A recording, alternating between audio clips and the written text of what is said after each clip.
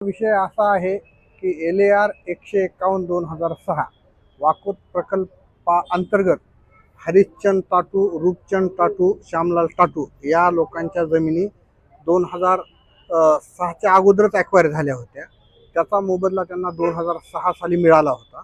2006 साली ह्यांनी एक LAR क्रमांक 151/2006 प्रकरण दाखल केलं. त्या प्रकरणामध्ये ते प्रकरण 2022 पर्यंत चाललं. त्या दरम्यान दोन पिटिशनर वारले, पिटिशनरचे मुलं सुद्धा वारले, इव्हन ॲडव्होकेट सुद्धा वारले. त्याचा निकाल 2022 साली लागला. 2022 साली निकाल लागल्यानंतर त्या निकालाची प्रत वॉरंटबद्दल सर्व माहिती दिली आणि पैसे जमा करण्याची विनंती केली.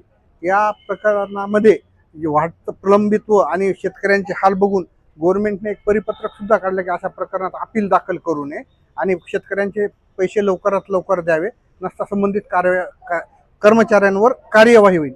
हे असून सुद्धा 2022ला निकाल लागला, 6/8/2022ला निकाल लागला, परंतु आज रोजीपर्यंत 1 रुपया सुद्धा भरलेला नाही.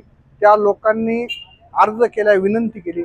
त्याच्यामध्ये रूपचंद टाटूचे जे सुपुत्र आहेत त्यांचं बायपास झालं, त्यांच्या मुलीचं लग्न झालं, कर्जबाजारी झाले, अजून पैसे जमा केले नाही. शेवटी कोर्टाला विनंती केली, पत्रव्यवहार केला. शेवटी कंटाळून जाऊन हे आज रोजी वॉरंट काढलेलं आहे आणि आता वॉरंट काढल्यावर आता खुर्ची जप्त करण्याचा न्यायाधीशांनी हे आदेश केलेला आहे. त्यानुसार खुर्ची जप्त करायला आलेलो आहोत. कलेक्टर साहेबांची खुर्ची जप्त करायला आलेलो आहे. पत्र दिलेलं आहे आणि वॉरंटची प्रत सुद्धा दिलेली आहे.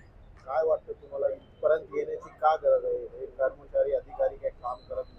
आता मी कुणावर व्यक्तिगत आरोप करत नाहीये, परंतु 2006चं प्रकरण 22ला निकाल लागला. 3 वर्षात 1 रुपया भरला नाही हो, 1 रुपया भरला नाही. या माणसाचं बायपास झालंय, 30 लाख कर्ज आहे, यांचे भाऊ वारलेत, वडील वारलेत. आता किती जण मरण्याची वाट पाहिजे? आता किती रक्कम आहे? एकूण रक्कम 2,22,00,000 रुपये रक्कम आहे व्याजासहित. आणि ज्यावेळेस यांच्या हातात पडतो त्यावेळेस काय असेल ती पण सांगता येत. जर आज कृषी जप्त केली नाही केली, काय वाटतं तुम्हाला भेटणार केव्हा पैसे? आता कलेक्टर साहेब पण इथं नाही आहेत, कुणीच इथे नाहीये. आम्ही वाट बघत आहोत. आमची भिकाऱ्यासारखी अवस्था झाली. आमचे पैसे असून आम्हालाच भिकाऱ्यासारखी वाट बघावं लागत आहे. कलेक्टर साहेबांकडनं काय अपेक्षा तुम्हाला? मला कलेक्टर साहेबांकडनं हीच अपेक्षा आहे की कलेक्टर साहेबांनी लवकरात लवकर या गरीब शेतकऱ्यांचे पैसे जमा करावे व न्याय द्यावा. न्यायालयाने दिलेला आहे. न्यायाची अंमलबजावणीची अपेक्षा लवकरात लवकर कलेक्टर साहेबांकडून आहे.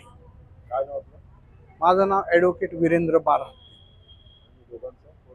हे माझं नाव चंदन रूपचंद टाटू आहे. माझी जमीन दिलेली आहे ती नावाची. काय वाटतं इतकी वय झालेली आतापर्यंत तुम्हाला न्याय नाही भेटला, काय वाटतं? फार परेशान चालू आहे आता. काय करावं काय नाही काही ते कळेना. तरी आता ते न्यायालयाने जी दिलेली ऑर्डर आहे आणि 12 सरांनी मुख्य साहेबांनी जे कोर्टने न्याय केला, हा, थोडी आशा वाटली आहे. भेटून पैसे आता पैसे भेटला आशा दाखवून झाली. माझं नाव चंदन रूपचंद टाटू.